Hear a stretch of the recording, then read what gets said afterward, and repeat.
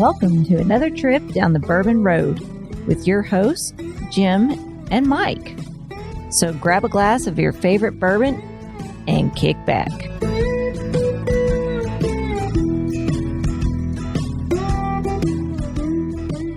Hello, everybody. I'm Jim Shannon. And I'm Mike Hyatt. And this is the Bourbon Road. And once again, Mike, we are in Tennessee at Leapers Fork Distillery in the beautiful town of Leapers Fork / Franklin, right? Yeah, I think the address here is Franklin, Tennessee. But heck, we just went down the road, went to Puckett's. Listeners, if you haven't been to Leapers Fork, it is like a throwback to the 50s, I'd say. They got like I would say a Mayberry car out there. Yeah, the old Barney Fife's police cars out there. Yeah, he's sitting out there waiting for you. But we went to Puckett's.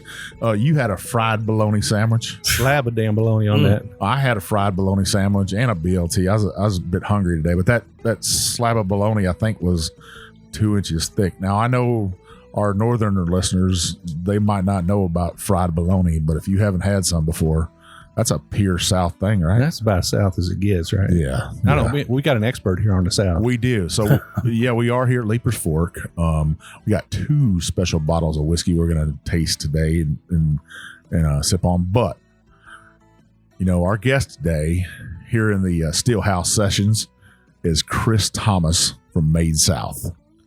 Chris, welcome to the show. Guys, I appreciate you having me. And I know you're both veterans. And not to be like all weird or anything, but I want to thank you for your service to the country. Like, I'm a patriot. I know you guys are patriots, and I appreciate what you've done for the country. It's always nice to hear. I listen humbly when I get told that, and I am proud of my service, and I know Mike's proud of his service. You should be, both of you. He's a retired coastie, and he put a lot of years in for us. It's like a prison sentence.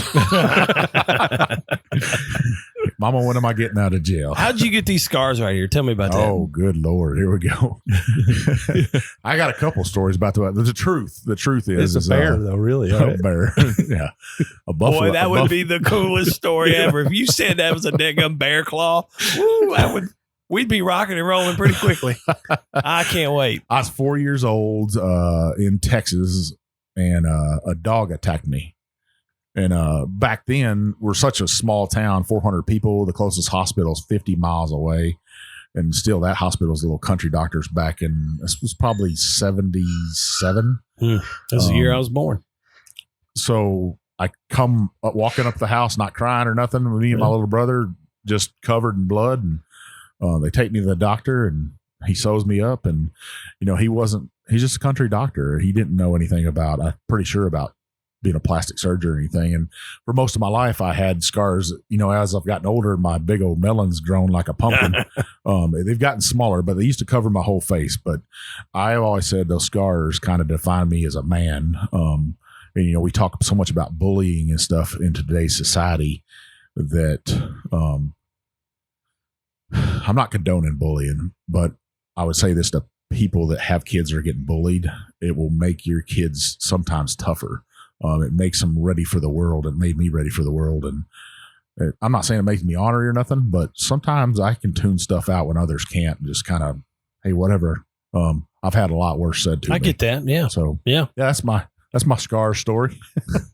That's a good one. It's a good one, man. I usually tell kids a gorilla jumped out of the jungle and that's a way cooler story.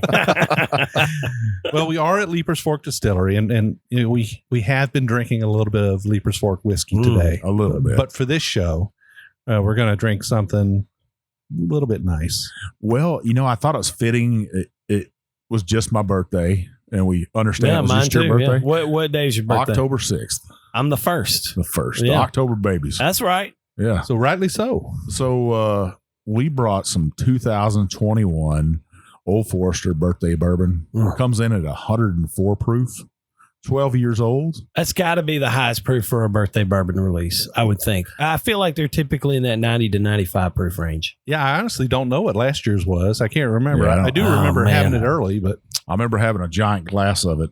But as you can see, Chris, I've been sipping on this just a little bit. Yeah. I mean, it didn't come out too long ago, Chief. And then that bottle is, I would say, more than halfway gone.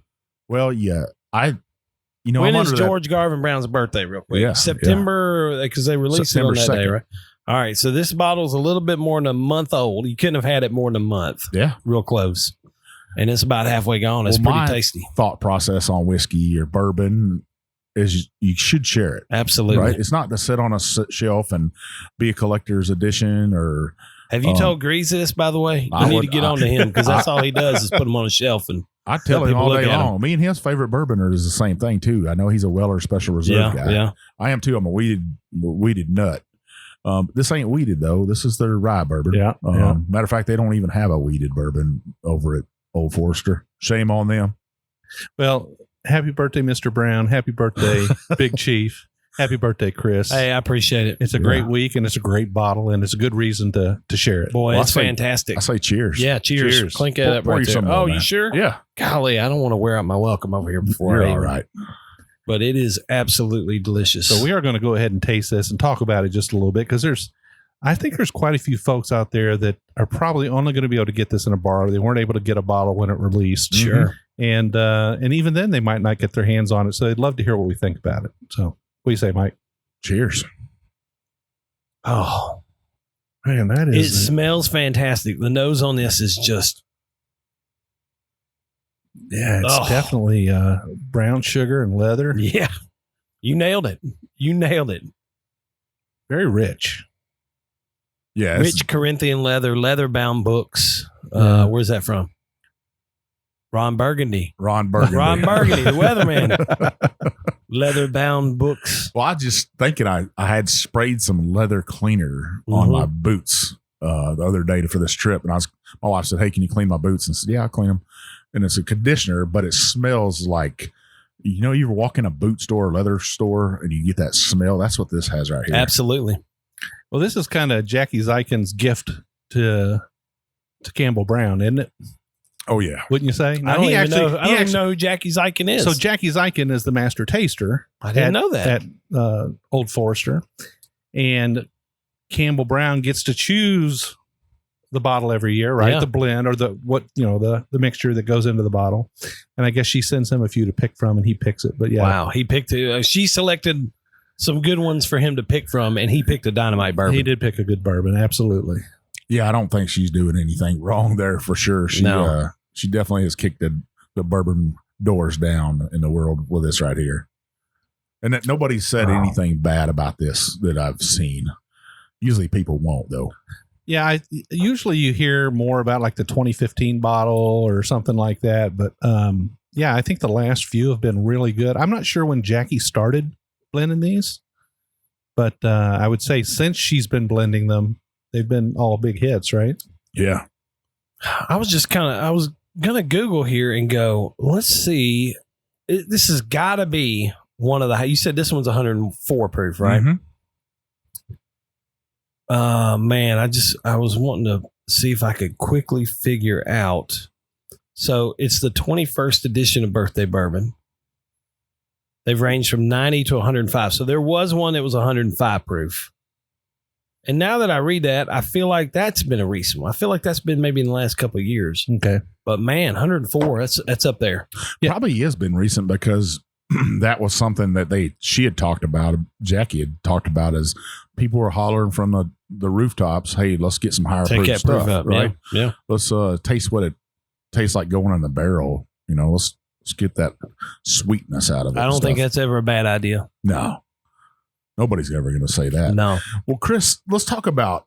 You also have a podcast too called Southerner, where you talk about things from the South, and then Made South is also about the South. Well, you're very kind to talk about Southerner in its present tense, since I don't think I've done an episode in, man, I don't know when the last time was I did one. They still live out there. They live out there, And people for are still sure. listening Yeah, to them. and I would say I get a handful of emails every week. People going, "Hey, I just listened to you and Ed Lee or you and Sean Dietrich or somebody, and we love it. But I noticed there are no new episodes. I'd love to see it come back. And I think at some point we want to definitely do that. I mean, as you guys know, 2020 was a weird, just a bizarre time. It would have been difficult to continue that Yeah. through that time. And the thing is, and my guess is, you guys are just being around you just for a few minutes. Like, you seem like very personable guys. My guess is you prefer face to face over this Zoom crap. Yeah, and most certainly. And that's the way I am. I don't want to do Zoom interviews and or Zoom conversations. We won't call them interviews, but I like being face to face with people. And understandably, people got a little bit nervous, a little bit freaked out. And I had a bunch of people lined up for 2020 that, hey, we're going to put that on hold and all that good stuff. And candidly, it's just been something that I'm also just kind of a serial entrepreneur, small business guy. I love doing lots of things. And so as I have found more to do, there are definitely, I've talked to some people this week, like, hey, I'm going to be in Birmingham, or I'm going to be coming here. I'm going to be doing this. I'd love to, connect and record a podcast. I think we're going to start doing more of it at some point. I just can't put my finger on exactly where that point is. Well, I would be very happy to see it come back personally because I was an avid listener and I never missed a show. Well, I appreciate that. Kind of a closet. So you were the one. I was the guy. You were the guy who was out there downloading that. She got me to listen to every episode. And it's been a year. It's almost a year now. Yeah. November 16th, 2020. Sarah, I think, was my last guest, right? Yeah. You had old Carrie Bringle on from Carrie's one of my favorite Porter. humans. I tell you what, that dude is just, he's physically an imposing guy. Have you ever been around him like in person? The leg and the story, but he's just a big guy. He takes over a room. Just one of the most gregarious, kind of friendly, outspoken dudes. And man, I just love that dude. No, you've been awesome on his podcast? I haven't. So they call it, can you curse on this? Go ahead. Yeah. So he calls it Bullshit Corner, right? Yep. And he said, man, you're going to have to come on Bullshit Corner. And I was like, I'd love to do that. And we've not made it work yet, but I hope to be on there. So I'll weasel my way on there at some point. We went on there right before COVID, actually. Right before. Yeah. We talked about COVID and we were like, you know that thing going on is this over a there thing? Yeah. China. Yeah. And it's coming through the vents and all kinds of stuff. Oh, man. If you listen to it now, you look back and be like, man, we really said all that stuff. It was kind of a bunch of idiots. How little we knew back then, Yeah, they actually get you rolling pretty good on that show. I would imagine, man. Imagine there's some whiskey involved. He probably pulls out some of them peg leg porker releases and y'all get to going on it. And he shoved plates of barbecue in front of our face. I know. And, I'd met him up at the Kentucky Bourbon Festival in 2019. I said, man, we got to get you on our podcast. So he's like, well, I got a podcast. You come down there and see me first. And so we came down there and did it. We talked and he's like, I got a whiskey I'd like to bring on your show. And hey, we'll do anything with anybody, anytime. Like you said, we want to be in front of somebody because when you get to look another man or woman straight in the face and eyes, and you can kind of communicate with them really good that way and kind of see what they're feeling. Over that Zoom, StreamYard is what we use. They feel a little disconnected. You still get a decent show for your listeners, but it's not the same for us as hosts. And just I don't know, man. There's not to get too deep or philosophical or anything, but like I just believe we as humans, like we're supposed to be in conversation physically in front of each other. Like you and I are going to have a different conversation here face to face than we would if it were some laptop and you're in Louisville and I'm in Franklin. It's just going to be different. And I don't know. It's a personal preference. It's not wrong. I won't do them. So we're hopefully getting some lined up, for the next year. How did you come up with the concept and the idea for Made South? So I spent 12 years kind of in corporate. I would say corporate America. Not maybe not too corporate-y, but I worked for a larger company. I had a desk job. I had to ask permission to. I had a certain amount of paid time off every year. If I needed to leave 15 minutes early to go to my son's baseball game, I had to run that by somebody and fill out, some paperwork and make sure all that worked for everybody. And nothing's wrong with that, but it got to a point where I'd done it for so long. I'd done it for 12 years and I knew that I wanted to try to go do something that I could try to grow for myself and my family. And I just didn't know what that was. And, kind of simultaneously around the same time, 2013 was kind of a weird year for me where I made the commitment in 2013 not to buy anything that wasn't American made. So that was a thing that I was just can't tell you the rhyme or reason why I did it, but I was like, this is on January 1st. Okay, if I need a toothbrush, I'm going to go try to find an American made toothbrush. And that's pretty hard, by the way. It's gotten easier now. It was harder back in 2013. If I want a pair of jeans or a pair of boots or whatever, I want to go try to do some research, use the internet and find an American made pair of boots, pair of blue jeans, something like that. And so there was this kind of renewed sense of I was getting more and more interested in where are the things that I'm consuming coming from. And then, a few years before that, my mom passed away unexpectedly in 2011. That kind of spurred me to go digging into my heritage, like where my family comes from. And because I knew that I was born in Nashville, I knew that my mom had been born in Nashville, but I wasn't sure past that. I didn't know where my grandparents came from or my great grandparents. And so when she died, I started looking into that a little bit. And I found out that my great grandfather, and that's as far back as I could find, but that he had been born in Tennessee. So I knew that, man, that made me a 5th generation Tennessean. That makes my kids 6th generation Tennesseans. And it could be deeper than that. I just haven't been able to locate it yet. But so there was kind of this thing where I've always loved being from the South. I say about Tennessee, there's no place I want to be. Like, I love the state of Tennessee. I'm a sucker for anything made here, anything produced here. I'm a diehard red, white, and blue Tennessean. I'm TriStar all day, every day. And then this thing in 2013, like becoming more conscious about where these things are being made, I started thinking, okay, well, maybe the thing I can do for a living is somehow connect these dots. Are there people who are making things here in Nashville or Tennessee or North Carolina, South Carolina, Kentucky, this region that I love? And is there some way for me to help tell their stories, promote them, shine a light on them? And so we just came up with this idea of a subscription box. That's how we started.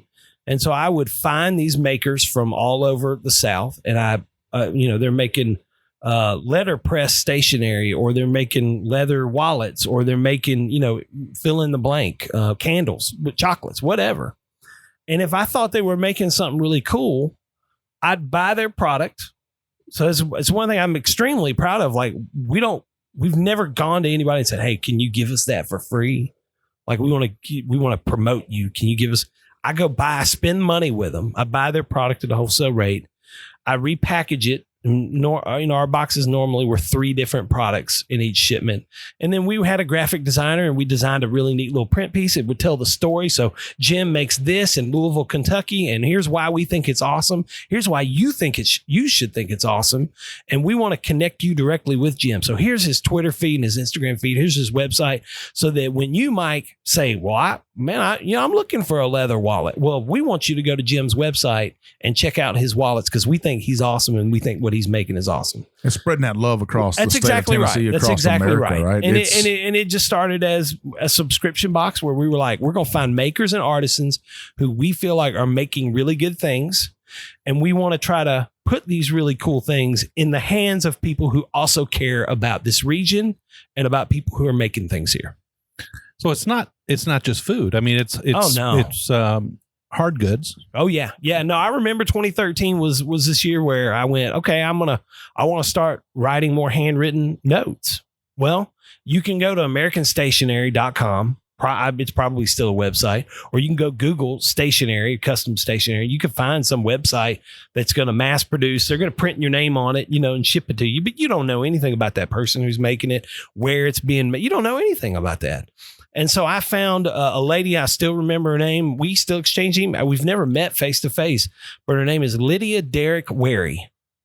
And she's from a little town in South Carolina. And Lydia's great grandparents owned a letterpress, a printing press that used to print the town newspaper. And she still owns that printing press. She's got a company called Ancestry. Ancesserie, Ancestry. And if you go to ancestry.com, I mean, my guess is you'll find her website. She will custom make this beautiful cotton embossed stationery, and she'll design it, and it's made on this old printing. Like, that's a story I fell in love with. I went, well, I want Lydia to make my stationery, and I needed a wallet. And if I want, the theory that I have on buying things is that I'm a Tennessean first, I'm a Southerner second, And if I can find something that's made in Nashville or Franklin, that's what I'll do. If I can't find it here, but it's in Memphis or Knoxville, then I'll do that. If I can't find it there, then I'll go to Louisville or wherever, And so I found a guy, Emil Cogden. He has a company called Emil Irwin. I'm pretty sure Emil's still in business. And he makes leather goods here in Nashville. And I dialed him up on the internet and said, hey, man, can you make me a wallet? Yeah, I can make you a wallet. Great.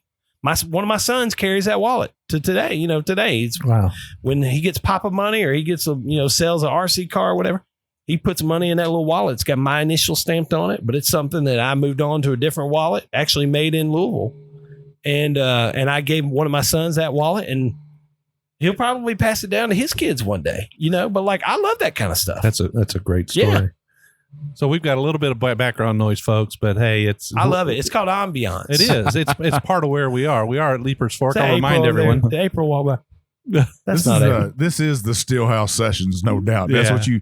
This is a working distillery. I'm watching their cook over there. He's cooking mash. We got our good friend April. Will just walk by. Yeah. We got a listener in here. One of our listeners drove up from Chattanooga. Oh, fantastic. Hey, I'll tell you this, by the way, you guys already know this. I mean, Lee's great, but April's the star of the show. And Lindley, have y'all met Lindley? I haven't met Lee's Lindley. wife. Oh, I have. Yeah. Okay. Yeah. Lindley and April are the true stars of this show. Everybody knows that. If you meet those say Matt King over there, the Forrest Gump of whiskey. Well, he doesn't have that big beard anymore, right? His wife made him shave it off. Oh, well, that's probably smart. If your wife wants you to shave it off, you should do it. He's growing it back. Well, what's your final thoughts on this? I think Old Forester Birthday Bourbon. I think it's a winner for sure. It's a massive winner. That is a delicious whiskey. Yeah, listeners, I'm gonna tell you, if you don't know your whiskey, if you don't know about birthday bourbon, and your liquor store says, "I got a birthday bourbon for you," and it's going to cost you $129, you run. You don't walk. You better run. go to running. I don't remember where I think I was halfway across town, and I got a text said, "Hey, I got a bottle of this over here for you if you want it." I called the appointment I was going to, and I said, I got canceled. I'll be 15 minutes late. Yeah. You go right then. I'll see you in a little bit. You made the right decision. I definitely think you made the right decision. You nailed Jim said brown sugar. Like I get caramelized brown sugar. It's almost like a slightly toasted brown sugar. If you've been making something in the pan, it's got a little bit of that glaze. That's a little bit crusty. Man, that is a delightful whiskey. That's delicious. Yeah, no, the sweetness doesn't carry that much to the back end, but it doesn't get real drying. I think it's got a nice bite to it. But you get that overwhelming envelope of caramel and oak and leather and maybe a hint of tobacco in there. It's definitely a well-aged bourbon. I'm almost shameful that we're sitting in here in the still house and we're not in some leather chairs smoking on cigars. Wearing velour robes. Yeah. Oh, I saw somebody last night in a bar wearing blue suede shoes. Hey. And I admire people who can pull that kind of thing off. I can't pull it off. Man, if you can wear something like that, like just the fact that somebody was wearing it tells me they have the confidence to try it, Well, first thing, they don't make blue suede shoes in size 14, I don't think. Yeah. Custom ordered. Along with your custom ordered hat, you can get your custom ordered blue suede shoes. Yeah. Well, that'd have to be a thing, I guess. I appreciate you sharing that with us because that is, there are not many of those bottles out there. And, like I said, that's what whiskey's for. Sharing with great people, great friends. Open it up. Don't let it sit on that shelf. Don't let it collect dust. Grease, listen to him. Man. Yeah. Is Grease a big guy? I've never met him personally. Big guy? No, physically. I mean, you flip him with your finger. You guys have been on, you went on that contest with him with Dad's. Yeah, I'd seen him over like StreamYard, but he didn't seem like that big of a His feller. forehead's getting a little bit bigger because he's doing Botox now, right? He does Botox. Did you not know this? I did not know that. Yeah. So he wanted me to call him Botox Grease. And I was just like, no, I'm just going to call you Grease. I think the only time I've seen him besides that was him shoving a biscuit in his mouth. Yeah. He can do that. I mean, there are two things that he's good at. And they both have to do with the eating biscuits. Biscuit eater. Yeah. But I wonder if he goes to biscuit love. I think he's more of a Hardee's guy. He says, "See, I don't like Hardee's biscuits." I mean, you're bigger than I am, but I'd try to fight you over that. I'm pretty sure Hardee's is greasy. Hardee's biscuit with fried duck on it. Oh, yeah. What about that? What about that? So you were at that one. I was at that one. Yeah. Yeah. That was a mind blowing little thing that Owen did, man. That was delightful. I would be a Popeyes biscuit guy. Yeah. I don't disagree. Popeyes makes a good biscuit. Deep South right there. What do you think about Chick-fil-A biscuit? It's kind of dry. Yeah. Actually. What about Cracker Barrel? Nah, I'm not a big Cracker Barrel fan because here's the reason about Cracker Barrel. This is kind of going away from biscuits, but I like to see what my cooks are cooking to me, and I came up poor, so I like to go over to the Waffle House. Oh, and sit at the bar. Amen. And I'm a big enough tall guy. I could see over. Plus, I can see if the cook is going to spit my food or not, and I can also always go into Waffle House and ask for a pancake and see how bad I mess up people. Because they're like, we can't make pancakes in here. And I'm like, well, you got a griddle and you got that waffle. Just pour it. They don't have pancakes on the menu. I don't think I've ever known this about Waffle House. I'm like, pour me a flat waffle then. Yeah. They got a real system there. I mean, you have to, I guess you have to learn that a ketchup pack at 1 o'clock on the plate and a salt packet at 6 o'clock on the plate means this dish, you know? Yeah. They've got it down.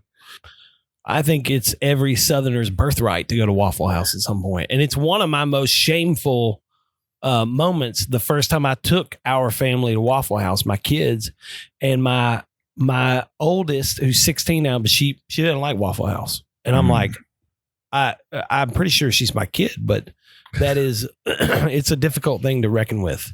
Now, Cracker Barrel is a whole different experience because I always got to sit by that fireplace, right? Yeah. And I've been known to drop a pitcher on that mantle every once in a while. Oh, Drop a what? A pitcher. You take a pitcher and put up on the mantle of yourself. I didn't know. I don't know anything Not a picture, about a this. picture. A pitcher. Oh, Well, he's saying picture the Southern way. Yeah. Pitcher. Jim's from Ohio. Yeah. So. But it is funny. Like, y'all know who Sean Dietrich is? I mean, I listen to the show. Yeah. I forgot. Yeah. Okay. But listening to y'all talk, it's like if you mix the two of you, I would hear Sean Dietrich in my. Yeah. And I swear, if you put Sean and the two of you in a room together, y'all could probably talk me into doing anything. Well, so I got this idea about riding a buffalo after drinking bourbon. We're trying to find one that's tame enough because, you know, I'm getting up in age and I mean, if I fall off, it's going to hurt. There's some about 15 minutes from here. Guy has a songwriter. They're right off I-65. There's been several people that have said they can make it happen, and he hasn't jumped on it yet. Let's get her done. I think if you really said, hey, I want to try to ride a buffalo while I'm here, I think we could probably make that happen. Oh, Lord. Oh. I think we can make it happen. I think I still do it. I get enough bourbon in me. I'll be limber enough. The problem is I'm leaving the state about 8 a.m. in the morning. So I don't know if we can make it done in time, make it happen in time, but next trip around. Yeah. I haven't been on an actual horse in years. Oh man. Probably 10 years I got thrown off a horse. And you ever had one of those life flashing before your eyes? Yeah. Well, I was down in Texas on leave. And my mom said, hey, we got this big white roan out there in the barn, hasn't been rode in 2 years. Would you ride him? And I was like, yeah, I ride him. So out there I went, I got that sucker, saddled him up. I walked him around for 30 minutes, 40 minutes. And I got on him and he was all right. He's like, yeah, this feels pretty good. Yeah. At least that's what I was thinking he was thinking. But he was thinking, I'm about to He's murder. like, damn, this guy's heavy. I'm about to murder this big old boy. I'm about to murder him. So I kind of got him in a gallop and went around the field I was in. And then I got him all the other in the field. And I was like, I think he was starting to work up that lather. Yeah. And then I gave him a little kick. Oh. And maybe it was my boots I had on at the time that heel dug into him just a little bit too much. But he come unglued. Oh. And this field's about 150, 200 yards long in a wheat field. And he just goes to bucking across that field. And he was a bronc rider. More than a minute, it seemed like. It was probably only like 5 seconds. Yeah. But he was full out, like bucking. And at the end of that wheat field, my stepdad had a hay rake parked down there. And that fan, you know what I'm talking about? Yeah, I know what you're talking about. The air. He threw me off right near that thing. And I'm up in the air and I'm watching that hay rake and I'm thinking, I'm about to die. Yeah, this might be the end. This is it. But I hit the ground and back then I was 275. All 275 pounds hits that ground. And it was like pure rock. It seemed like it hurt real bad. It ruined the rest of my vacation. Yeah, I would imagine so. But I didn't die. But you got your first taste of rodeo right there. No, that was my last taste of Well, rodeo. Was it up also your first taste, or you had a taste of rodeo? I grew up on a ranch in Texas. Well, there you go. In the hill country of Texas. And I'd had plenty of experiences with my stepbrothers throwing me on bulls at like 8 or 9 years old, and just doing all kinds of farm and ranch work. You get to have all kinds of great experiences like that. But that was my last horse riding experience, because I told myself, I said, I'm never going to get on another horse. So you hadn't been on a horse in 10 years? Probably not. Wow. I don't think I'd probably miss a step, but you still in that back of your mind. Number one, I'm 10 years older, so it's going to hurt 10 times more. Right? You would think so. It will. Well, yeah, I mean, we can make the horse thing happen too. About 5 minutes from here, my daughter rides horses, and they got some beautiful horses over there. I mean, I watched a rototiller drag Jim across his yard one day. Yeah, let's talk about that. I mean, I've got horses. I got a big 16 hand Tennessee Walker, but he's never offered to come over and ride it. I thought about it, and they both were like, "Hey, you should come ride him," and we'll get in a truck, and my wife would be like, "Listen, don't do it. Just don't do it." And I'm like, it's all right. I love the language of horses. Like Jim says, 16 hand. I love that. When people describe horses to me, he's a 14 hand, or he does have a beautiful horse over there. Yeah. He's also got these pygmy goats. I've seen those. Yeah. You do yoga with them? They're annoying as hell.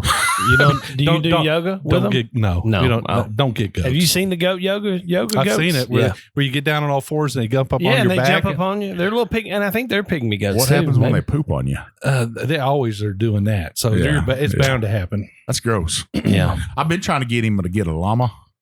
Why? Just because you want him to get spit on?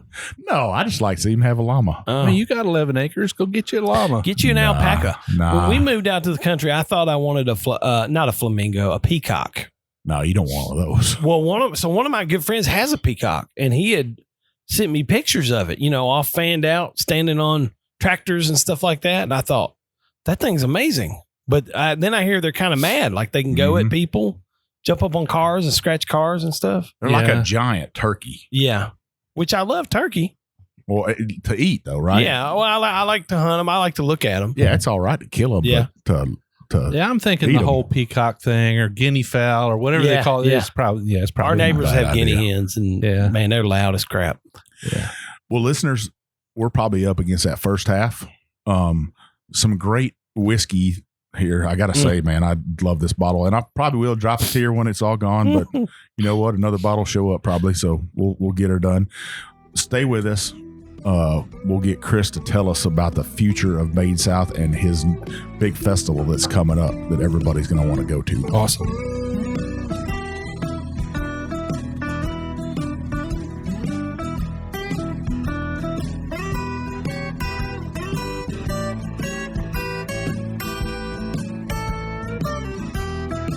Hello, listeners, and welcome back. We have Chris Thomas in the house from Made South, and we drank a pretty good whiskey in the first half, I have to say. That was tasty. That's going to be hard to beat. I was just going to say, I don't know how you're going to top that. Well, we're going to step down a proof from that, though. 103. I wish. I wish Woodford would do something. They got some pretty high proofers now, but this one's only 90.4. That's that standard proof they like to use. That's that signature proof from those guys. Yeah. And this is going to be the Woodford Reserve Chocolate Malt Whisper. It's Kentucky Straight Bourbon. This is the Woodford Reserve Bourbon produced immediately after the Woodford Reserve Masters Collection Chocolate Malted Rye. Some of the flavor notes carried over in the distillate and influenced the flavor profile, giving it roasted chocolate notes. Yeah. So this is basically a beautiful mistake.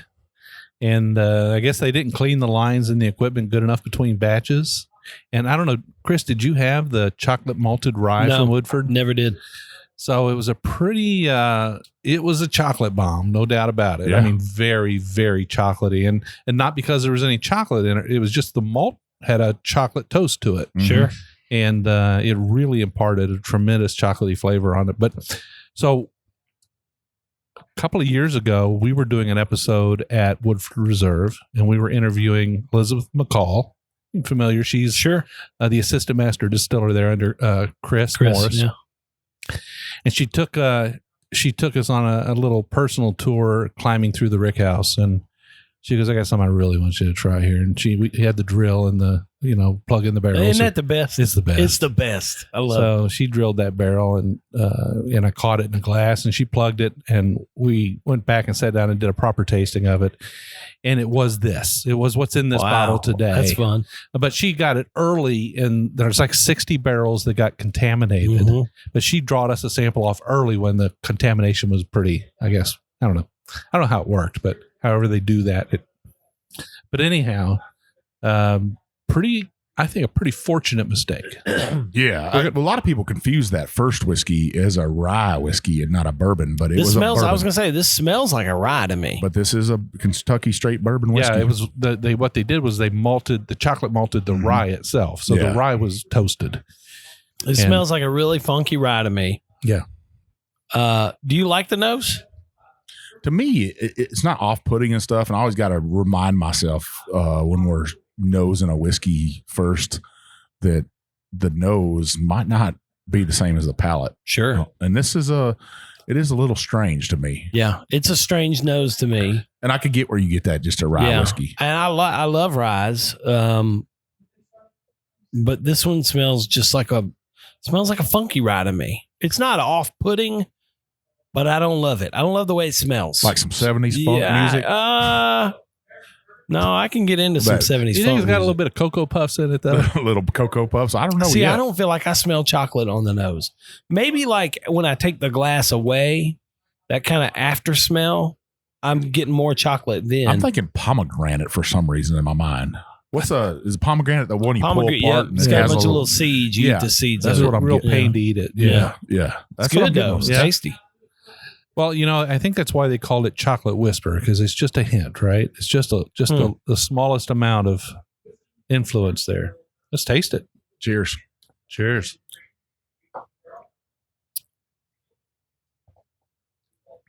It doesn't taste anything like the nose, in my opinion. We don't taste something like that birthday bourbon. No, it doesn't. Man. That, and to me, the first 3 or 4 seconds, I was like, I'm not getting any chocolate on this. But then the back end, there's chocolate for sure. Like cacao nibs and stuff like that. Well, you know that whenever you do have Cocoa Crisp, you have a whole big old bowl of milk. Cocoa Puffs. Cocoa Puffs, Cocoa Crisp. Let's get it right. We're talking about cereal. Cocoa Pebbles. Cocoa Pebbles. Yeah. But you eat all the cereal, then you got that chocolate and milk at the end. That's the best part. That's what I'm getting right here. And you got to slurp that too. You just slurp away. I like to do it in front of my wife so she gets mad at me. She's like, you're a heathen. There's an ice cream shop here locally. They make a ice cream called cereal milk, and they change up the flavors. So sometimes they'll do cinnamon toast crunch. Sometimes they'll do Lucky Charms. Sometimes they'll do Cocoa Pebbles or whatever, but they soak the cereal in the milk, and then they make an ice cream out of that milk. And do they filter the cereal out, or do they just leave it in there? That's a good question. I think the one time I had it was Cinnamon Toast Crunch. Yeah. And I think it had little chunks of Cinnamon Toast Crunch in there. There you go. I know. I bet it's pretty amazing. It's fantastic. Yeah. It is delightful. Yeah. I really like this. Yeah. I didn't think I was going to like it on the nose. Silky smooth, light on the palate. We did step it way down in proof, so it's not super viscous, but it's silky smooth though. Yeah, we had another bourbon during the break too, which was kind of fantastic. We had a special staff barrel here at Leaper's Fork, and it was pretty amazing too. So I guess our palates have had to recover a little bit from that onslaught of flavor. Yeah. I'm not going to forget that barrel number, by the way. It's stuck in my head. I texted Lee like, hey, dude, if you want to let that barrel go, you let me know, because that was pretty fantastic. And if there ain't that much left, like, come on, let's bottle it up. Get it out there. You're going to get old Forrest Gump in trouble. Huh? Yeah. No, he'll be fine. He'll be fine. Yeah. Well, I have to say that I'm pleasantly surprised to have this again. And it's not the same as it was when we tasted it on the tour. We were drinking at Cask Strength there, and this is proof down a little bit, so it is a little bit more of a whisper. So this one, the whisper would be different, Jim. The whisper would be the after effects of that chocolate malted rye, and then they still have some leftover It's the carryover. Yeah, Yep. and that's just the whisper. That's hard to say. I've never had a malt whisper before. And there's been a number of mistakes out there, and where they dumped the wrong tank in the wrong tank, and they. You think those are real, or are they marketing gimmicks? As far as I know, this one was real because I heard the whole story while it was still in the barrels and had 2 more years to age. Yeah. So I don't know. Do you remember the Wild Turkey Unforgiven? Yes, that's kind of the one that. When I think back to these mistake barrels, that's one that pops to mind early on. Was one of those first little we made a mistake, but we just decided to barrel it up because it was so good. And I mean, it was pretty good. I liked Wild Turkey Unforgiven. Yeah, I think it's pretty. There was another one, Mike, that we had. It was a rum dumped into a bourbon thing, wasn't it? Yeah, that was from Nashville Barrel Company, I think. Was it? Yeah. That was another mistake. That's pretty, yeah. No. Was that one, or was it the one we had at the Tiki Hut there? Heck, I don't know. Oh, my gosh. They were running together. So $50 for this bottle right here, right, Jim? Yep. Oh, you what, 375?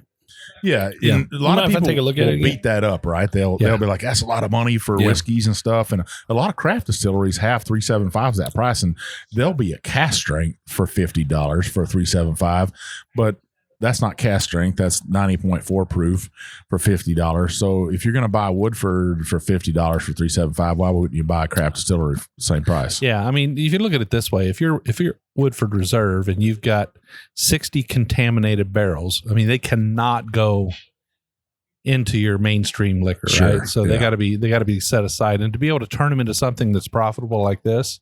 That's a pretty swift move on Chris's part, I would have to say. Yeah. You know who would be griping and moaning like crazy about this price? Do y'all know Joe Bourbon? Joe Roddy? He's on the show. He's on the show. Whenever we've done bar nights in the past, he'll do that. But he is the biggest hardtail on 375s that are pricey. He hates it. Hey, don't buy it then. I know. Hey, that's why I tell him. Every man, every woman has a different. You have a choice. Yep, that's exactly right. Decision to make with their money. Don't spend your money on it. Leave it on the shelf for me, and I'll pick it up at this. It's the same with the Saffel bottle from Wild Turkey, right? Kind of expensive for a 375. Which one? Oh, that's right. Yeah, that's right. But it's very, very tasty. Yeah, it is. Absolutely, it is. That's a good one too, man. That surprises me. I did not like the nose, but man, I'm like, even right now, it's that Cocoa Pebbles cereal milk aftertaste. Yeah. I like it a lot. That's unique. Well, Chris, you got a festival coming up pretty soon here, right? We do. Yeah. Well, tell us about that. So we call it Made South Holiday Market. We've been doing it. Man, our first one was 2015. So I don't know how many years that is. 15, 16, 17, 18, 19. We didn't do 20. This will be the 6th year that we've done it. And we bring in 60 makers from around the South. I mean, they come from Virginia, Texas, everywhere in between. We have some fun chef tastings. We're doing some really neat cocktails this year with Jack Daniels. And then, actually, Brown Foreman, who owns Jack Daniels, we've partnered with Brown Foreman on our cocktails. So we're doing a spiced old fashioned with Jack Daniels rye whiskey, which I'm a big fan of. And then we're also doing a blood orange margarita using their El Jimador tequila, their Reposado tequila. So that'll be fun. We're partnered with Brown Foreman on that. But we do some fun chef tasting, some cocktails. We've got some live music. You know, we've been talking about Forrest Gump of Leapers Fork Distillery over here. Yeah. We actually have, if you come to our event, there's a really good chance you're going to meet the Forrest Gump. Oh, really? Yeah. There's a guy we know who is a Forrest Gump impersonator. And we have him come to almost all of our events. And dude, I'm going to tell you, he's awesome. Now, he'd be having the haircut and not he looks shaved. Just like Forrest Gump. Yeah. He talks just like Forrest Gump. He's got the the suitcase. He's got the red Nikes. We rent a park bench and we sit him on this park bench, and guests can come just sit down and talk with him and get their picture. It's one of the greatest things you've ever seen. And I swear to you, you're not going to be able to tell the difference. He's that good. Oh, wow. He's that good. But I just think that's fun. Like we met him early on and he came to our very first event And I don't even think we knew him. He showed up and he was walking around with an umbrella and a suitcase and he was giving out chocolates. And he's talking to people. And I was like, this dude is awesome. And so now, like, we've stayed friends. I'm like, hey, man, we got an event coming up. Why don't you come on out? And it's a blast. It's a lot of fun. So it's makers. You know, it's a good place. Like, we're all about shopping small, supporting small business.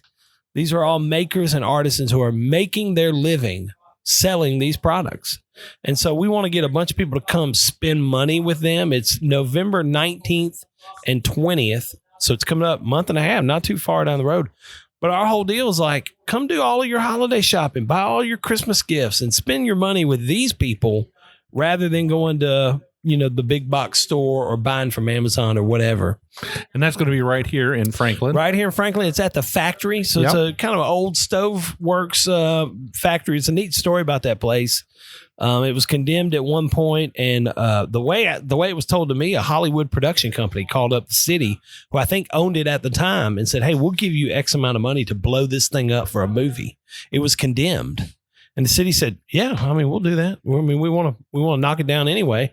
And some people heard about it and kind of banded together and brought a guy who's got a lot of money, who cares about preservation, to the table. They bought the building, did a few renovations, like made it inhabitable for people, tenable. I don't know. That might not be the right word. Made it inhabitable for people, got some retail in there. And then it recently a few years ago, another guy bought it, a guy who's actually from Kentucky, spends a lot of his time, I think, Bowling Green, Lexington, but owns a lot of land.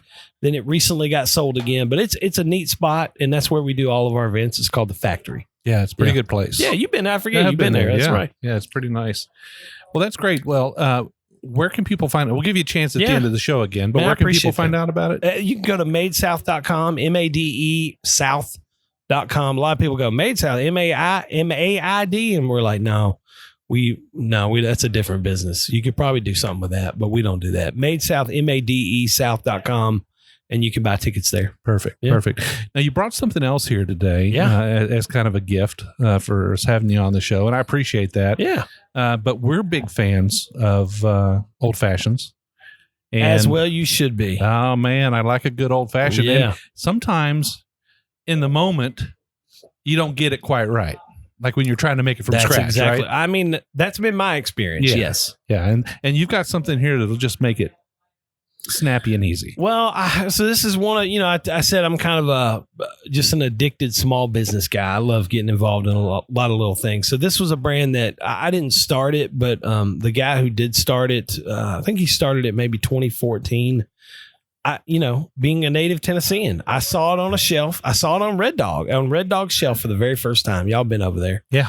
And in probably early 2015, I saw it there on the shelf at Red Dog, and it says made in Nashville, Tennessee.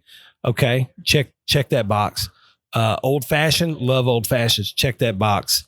And then my wife had kind of trained me to start looking at labels. I don't know if y'all look at labels, but I got 4 kids at home. She's like, hey, we don't want anything with red dye number 83 or high fructose corn, any of that stuff. So I looked at the label, and it's like, oh, these are like all natural ingredients. So I picked up a bottle. I took it home. I made a cocktail for me and my wife that night, and I loved it. But most importantly, my wife loved it. And it was the first whiskey cocktail she ever loved. Yeah. And I was like, dang, this is kind of a home run. So I reached out to him when we did our first event in September of 2015 and said, hey, I love what you're doing. Why don't you come be a part of our event, set up, serve cocktails, sell your product. And so the guy who started it, Luke Duncan, came and did it. We hit it off, became friends, and he was a part of a lot of our events. And then for a lot of reasons, a lot of just personal life issues that were going on with him, he decided to sell the business in 2017. And I'm grateful. He came to me just thinking I might know somebody who, might be interested in it. And the more we talked about it, I was like, dang, I kind of think I might be interested in it. And it fits with what we do. We put on events. We like to throw, we feel like we get to throw parties for a living. I mean, you've been to Southern Whiskey Society.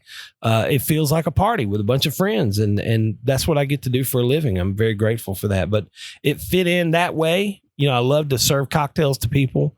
So we were able to work out a deal, and we've been trying to grow it ever since. And it's a lot of fun. So, you have more than just the old fashioned. We do. I'll say that bottle right there is our number one bestseller, our old fashioned mixer. So we make it with real cane sugar, and then we have our own blend of bitters that we've come up with, and that's our old fashioned mixer. So you just mix that with your favorite bourbon or rye, and then you come up with a delicious old fashioned. And you can make it fast, you can make it easy, and it's consistent every single time. Now, is it about a 1-to-1? No, it would be really, really sweet if you did a 1-to-1. Okay. We recommend that people start out 2-to-1, so 2 parts whiskey, 1 part Eli. Perfect. Now my ratio is 3-to-1. Okay. And then like my wife prefers a 2.5-to-1. So even 2-to-1's a little bit sweet for her. Yeah. We go 2.5-to-1 for her, and I do a 3-to-1. So I'll typically take 3 ounces of bourbon, 1 ounce of Eli. Well, at that rate, the bottle goes a pretty long way. It does, absolutely. And that's a 10-ounce bottle. We also sell it in a 750 milliliters, which got about 25 ounces. And so if you wanted to make just a standard 1.5 ounce of whiskey, half ounce, I mean, there's 20 old fashions in that bottle. Wow. It's pretty interesting. Yeah. We have a lot of fun with it. What whiskey do you use? My house bourbon is Eagle Rare. So it's our we were talking about it earlier. Dixon Dedman. Dude, Dixon, by the way, is one of the owners of Eli. Oh, he is? Yeah. Okay. So he came in on that with me a few years ago. We've got 2 other business partners that are a part of it. So it's us 4 guys. We like to play golf together. We like to sell a bunch of Eli. And he talked me into using Eli with Eagle Rare. I'd never done that before. And I tried it, and I was like, man, just that extra age and oakiness from Eagle Rare just sends it over the top. And so that's what we use as our house bourbon, Eagle Rare. Awesome. We love it. That's what we say. Your bourbon, your way, right? Jim? Yeah, Absolutely. Yeah, absolutely. Yeah. It used to be, before that, it was probably Heaven Hill Bottle and Bond when you could get it cheaply in Kentucky. The old white label, 6-year-old. That was fantastic. But then that kind of dried up, and now I'm on the Eagle Rare. Yeah, a few bottles left. There you go. Couple. How much you got stocked away? Not me. Jim has some stock away. It's getting down there. I as of about 6 months ago, I still had 2 cases, but I've been giving them away. I think I have half a bottle left. But Jim, as gracious as he is to share his whiskey with me, he said, "Mike, take a bottle right now." I said, "Well, if I need a bottle, I'll get a bottle." But it's not like we're whiskey poor. We're not whiskey poor at all. Do they still make the green label? They do. They do. I actually just brought a bottle of the 6-year to one of our listeners. And I'll tell you, that's a really good cocktail whiskey. I mean, it's lower proof, obviously, but I mean, I think it's really delicious. A 6-year-old whiskey, if you're in Kentucky and you see that. Is that 80 proof or 90? I think that's 90 proof. Yeah. If you see it on the shelf, you better grab it. And you're going to buy it for $15? Yeah. No, that is Kentucky only, right? Kentucky only. Yeah, I thought so. Yep. Okay.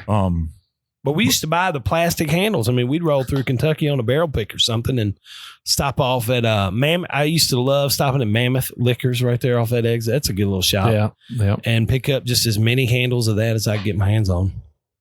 So, Chris, I mean, we've talked a few times about this Southern Whiskey Society meeting that you put on, and the last one was in 2020. Yes, sir. You've had to kind of cut back on that because of obvious reasons, but we're all aching to hear what might happen in the future. Yeah. And we're aching to figure it out. I'll say, it's been a little bit of an evolution. Like when I decided to sell or, get rid of my bourbon collection at the beginning of this year, I kind of mentally swore off that event. Okay. And there were, we were talking about it, and I do believe, man, I've met some amazing people through the bourbon community.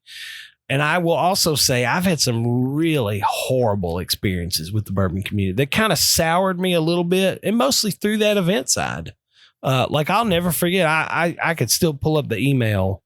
You mentioned the Purple Top Willets. That specific event, there was a guy who just dog cussed me up one side and down the other because he wasn't able to buy as many of those as he wanted. And I'm like, well, we got other people coming to the event. And by the way, he got 4 of them. He wanted more. And I was like, man, I gotta let other people have some. He called me every name in the book. And so there have been some moments like that were kind of souring me on that event. But then I've met people like, you guys, Joshua Steely, Will and Grease from Podcast. I've met a lot of really good people through that event. People that I still call dear friends. And so I've been very conflicted about it. It's one of those things, though, that we've launched a separate project that we're calling Franklin Food and Wine Festival. I don't know if you know about that. No. So Manit Chauhan, who was a guest of mine on Southerner, I think she may have been, I don't know if she was my first guest, but she was close. Somewhere in the middle, I think. Yeah. And I'll tell you, her story kind of inspired Southerner for me to want to do that. To hear her talk in her Indian accent, which she was born in Punjab, India.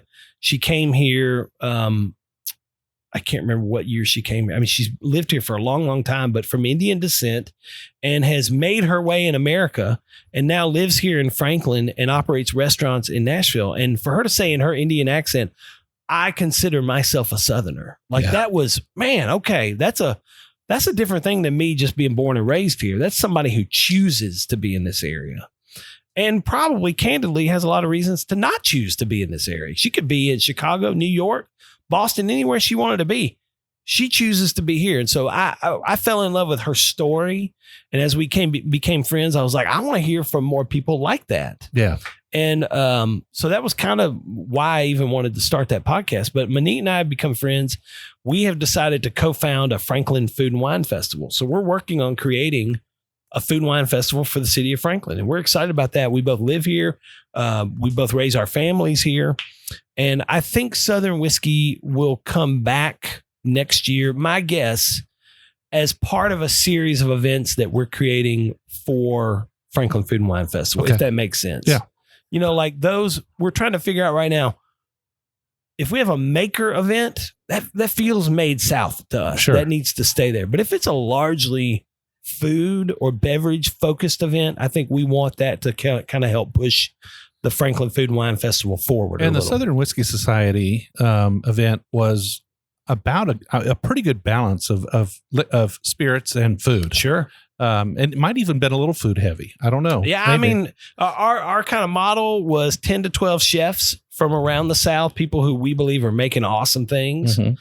And we would try to partner them with local or regional ingredient partners, farms, things like that, because that's important to us. And then we always invited 30 of our favorite distilleries, and maybe we got, 32, 33, but it was always around that 30 number. Yeah. Great event. Look forward to it coming back. Look forward to hearing more about your Franklin event. Yeah. So I think we right now, that event, we're doing something we call Sunday Supper. We do it once a month at the Harpeth Hotel in downtown Franklin. And Manit cooks this multi-course menu for 100 guests. And we bring in a guest chef every time. So we've had, I know you guys are from Kentucky, but do y'all know David Bancroft at all? I don't. Acre in Auburn, Alabama. We've had, we had Chidi Kumar from Raleigh, Durham, who's a dear friend of Manit's. Coming up October 24th, we do have Kelsey Bernard Clark. She was the season 16 Top Chef winner. She's from Dothan, Alabama, and she's awesome. So those two ladies are going to cook this unbelievable dinner for like 100 people. Wow. So that's something we've started for the Food and Wine Festival. Pretty amazing stuff. All right. So we have something new in our glass here, and I have to say that we don't know what it is. This is no, you don't. It's a blind bottle that you brought. And we've each got a pour of it now. And what's the task at hand here? Identify the distillery. So this was something I just thought, I never like to show up anywhere I've been invited. I don't want to show up empty handed. And so I thought I'd bring a little something. I've already told you I don't have many bottles left. But I thought, well, this might be fun to share with y'all. So I wanted to see if I know, Jim, you're more of like I feel like you're a good guesser at things. You got a good nose, good palate. I don't know. He's thrown down the glove, right? He did. I'm not the guesser at things. I just drink it.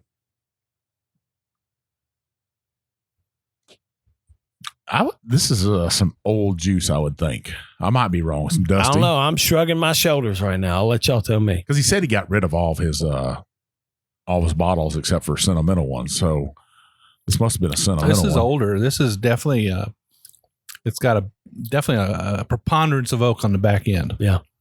Got a little bit of it's got like a waxy nose to it. Yeah, I wouldn't. It's soft, though. It's not real aggressive on the nose. Where do you think the proof lies? I'd say that 90 range. Yeah, I'd be surprised if it topped 100. Yeah, maybe even lower than that. in the 80s somewhere. 88. There's not a lot of ethanol in the nose. You don't get a lot of blowback on the palate. I think it's kind of it's very soft up front, but it's got a good amount of oak. This is a well-aged bourbon. You call us feathery? Feathery. Light and feathery. Tell me what feathery means. I don't know. It is light as a feather. Light as a feather. Yeah. It's super light on the palate. It's got that medium to long finish though. I like it. That texture to it, but it's not like super viscous. Yeah. I think it's a little bit older. It's really soft up front, which makes me think it's a wheat. Is this some Pappy? No, it's not Pappy. Oh, well. No, That's from my wishes right there. This is I told you it's my birthday last Friday, Okay. October 1st. So, birthday bourbons weren't out in the 70s. But this is my first. I'm kind of into birth year items. You ever collect things from your birth year? Like, I really want a 77 Ford I would like Bronco. to, but man, Yeah. 63 seems like such a long time ago. But this is a 1977 Wild Turkey 8101. Oh my goodness. So 8 years old. If I had told you to prove it, you'd probably lead down the trail to Wild Yeah. Turkey. How old is it? It's from 1977. And what was the proof on it? 101 proof. 101 proof. Yeah. I am so surprised. It doesn't drink like a 101 No, proofer. it doesn't. I would have really did think in the 80s, high 80s. Super smooth. Like I said, it light as a feather. Yeah. The feather fit in perfect with a turkey. Oh, you know what? It sure did. Look at what you did there. Yeah. Look Turned at it that. into a positive. Subconsciously, you didn't even know you were picking it, but you were. I feel a little ashamed that I wasn't able to pick it out as a turkey, but that's all right. Now, Chris, did you know that Jim's favorite bourbon is Wild Turkey? I didn't know that. That's my daily. His is daily. That's At my 101? Yeah, and my Yeah. first bourbon It should- in that's a life great pick. was a 81-101. Yeah. So- He did tell me the other day, we're over at his house. And he's like, I'm mad they changed the dang bottle and label on that bottle. Now, hold on. If I'm doing my math right, you said you were born in 63. Yeah, When were you drinking this 1981 8101? I was 18. Well, that ain't drinking age, Jim. What Yeah, was in going Ohio on? it Oh, was. okay. There in you Ohio, go. in Ohio, and Good to know. in that time, 18 the was the 80s, yeah. drinking age. I'll tell you. Now I have to be honest. Yeah. There were two drinking ages. 18 got you into bars, Uh-huh. and you could drink beer and wine, but you couldn't have spirits until you were 21. But once you got in, they didn't care. They didn't mess around with Yeah. it. I think 101 is probably the best all around middle to low shelf whiskey out there. Yeah. I really believe Yeah. that. It's extremely versatile. It's high rye. It's like if I can't find Eagle Rare, I'm gonna buy 101. And in fact, I'm a little bit ashamed that I don't just keep 101 at the house, because that higher proof, sometimes you want that. And in it a works in a well in drink. cocktails. too. Yeah, It does. absolutely it does. Another thing, and listeners can take this home too. And another reason I like it is because if you go out to a place and they hand you the bourbon list, and then they're all $500, $400, $300, you know good and well that you can get a poor Wild Turkey for $8-10. Oh, yeah. So Yeah. that happened to me Yep. the other night. I Yep. went into a Repeal Steakhouse in downtown Louisville, and I almost was blown away. I was like, there's a $500 bourbon on this. Yeah. On not a secret list. This is just a list. It's the one they hand you. I was Yeah. like, I didn't ask for this. I don't need $500 pour for And, some of the stuff that I have at my house. And if you get Wild Turkey 101, you're going to be happy about it every single Every time. single It time. never disappoints. One of the most consistent whiskeys out there. And I went on a tear there for a little while. I got Wild Turkey obsessed Yeah. for a few years of my life. It was all about antique Wild Turkeys for me. And this is the only one I kept. This was my first one that I ever got. It's a 1977 birth year bottle for me. And do y'all know Paul Steele at all? You know I that? don't know. So Paul Steele is a guy in Nashville, music guy, but he also has one of the most extensive collections of antique whiskeys I've ever seen in my life. He's on Instagram at Steele Speakeasy. He's got like a little basement bar. Unbelievable. And he had found this just a treasure trove of antique whiskeys that he found. Somebody told him about a guy who told him about a guy who was just getting rid of a bunch of stuff. And it was like from an old liquor store in, I want to say like Maryland or Connecticut, someplace weird. Wow. And this dude flies up and goes and meets the guy, rents a car, buys all he can, and drives back. And I said, hey, if there's any 1977 Wild Turkey in there, I'd love one. And he found one for me. That's awesome. And sold it to me for, I think I bought it for $75.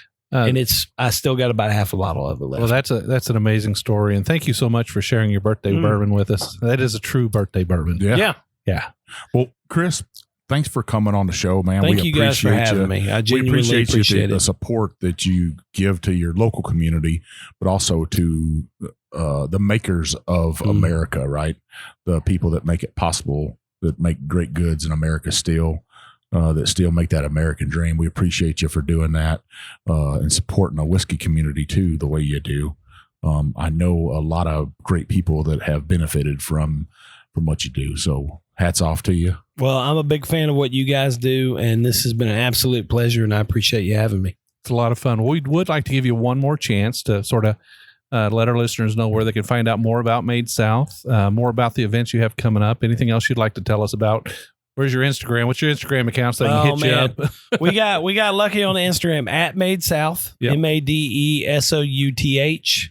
The old website, madesouth.com. I mean, Drink Eli Mason. I don't know if you wanted to check out our mixers that we got at Drink Eli Mason or elimason.com.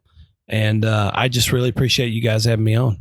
Well, thanks again. Mike, where can people find us? You can find us on Instagram, TikTok, Facebook, Twitter, YouTube. Y'all do TikTok dances? No, not yet. I'm too big to dance. We're still trying to figure out how we approach that. So. Yeah. People don't want to see that. I barbecue some stuff put on there, maybe, Jim, with some whiskey or something like that. I would say people would like to see y'all do a TikTok dance. You can find us on all those. The best place to find us is in our Facebook group, The Bourbon Roadies. 2,300 people strong. We actually got one of our moderators in here today. Answer 3 questions. Are you 21? Do you like bourbon? Hell yes. Everybody loves some bourbon. And do you agree to play nice? Because we don't tolerate any of that rudeness, right, Jim? That's right. We just want good people, good times in the group. If your goal is to come in and chop somebody off at the knees for drinking something off the bottom shelf, you go find yourself another group. There's plenty of other groups out there for that. We're not that group. We're like-minded people, celebrate life, celebrate births, celebrate retirements, birthdays, whatever you want to celebrate. Come on in there with us.